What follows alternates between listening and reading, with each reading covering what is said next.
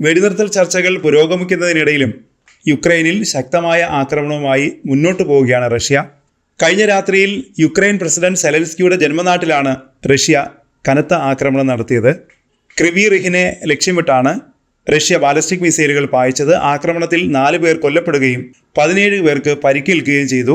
ഖാർക്കിവ്, സബോർജിയ മേഖലകളിൽ ഡ്രോൺ ആക്രമണം ഉണ്ടായതിന് തൊട്ടു പിന്നാലെയാണ് സെലൻസ്കിയുടെ ജന്മനാട്ടിൽ റഷ്യ ആക്രമണം നടത്തിയത്. ഡ്രോൺ ആക്രമണത്തിൽ ഒരാൾ കൊല്ലപ്പെടുകയും നിരവധി പേർക്ക് പരിക്കേൽക്കുകയും ചെയ്തു.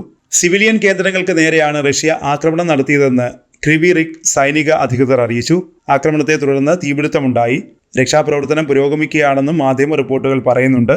ആക്രമണത്തിൽ സംഭരണശാലകളും വീടുകളും തകർന്നതായും അധികൃതർ വ്യക്തമാക്കി. ഇതിന്റെ ദൃശ്യങ്ങൾ സോഷ്യൽ മീഡിയയിൽ പ്രചരിക്കുന്നുണ്ട്. ക്രിവി റിഹിൽ റഷ്യ ബാലിസ്റ്റിക് മിസൈൽ ആക്രമണമാണ് നടത്തിയത്. ആക്രമണത്തിൽ ബഹുനില കെട്ടിടങ്ങൾക്ക് കേടുപാടുകൾ സംഭവിച്ചതായും ഒരു വ്യവസായ കേന്ദ്രത്തിൽ തീപിടുത്തമുണ്ടായതായും മാധ്യമ റിപ്പോർട്ടുകൾ പറയുന്നുണ്ട്. സംഭവ സ്ഥലത്ത് നിന്നുള്ള സ്ഥിരീകരിക്കാത്ത ഒരു സോഷ്യൽ മീഡിയ വീഡിയോയിൽ തകർന്ന ഒരു വ്യാവസായിക കെട്ടിടത്തിൽ നിന്ന് തീയും പുകയും ഉയരുകയും ചുറ്റും അവശിഷ്ടങ്ങൾ കിടക്കുന്നതും കാണുന്നുണ്ട്.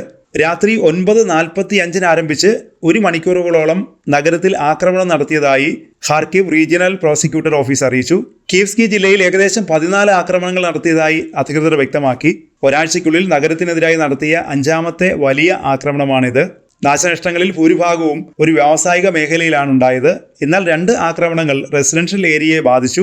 ജനാലകൾ തകർന്നു, വീടുകൾക്ക് കേടുപാടുകൾ സംഭവിച്ചു. പുടിനുമേൽ സമ്മർദ്ദം ചെലുത്താനും ഭീകരതയും യുദ്ധവും ഉപേക്ഷിക്കാൻ അദ്ദേഹത്തെ നിർബന്ധിക്കാനും സെലൻസ്കി അന്താരാഷ്ട്ര സമൂഹത്തോട് ആവശ്യപ്പെട്ടിട്ടുണ്ട്.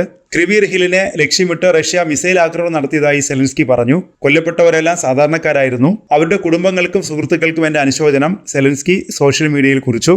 ലോകത്തെവിടെയും ഇത്തരം ആക്രമണങ്ങളെ ഒരേപോലെയാണ് വിളിക്കുന്നത് ഭീകരത. മോസ്കോയിലും റഷ്യയുടെ മേൽ സമ്മർദ്ദം ചെലുത്തുന്നതിലൂടെ മാത്രമേ ഇത് നിർത്താൻ കഴിയൂ. അങ്ങനെ ചെയ്താൽ അവർ യുദ്ധവും ഭീകരതയും ഉപേക്ഷിക്കാൻ നിർബന്ധിതരാകും, സെലൻസ്കി അഭിപ്രായപ്പെട്ടു.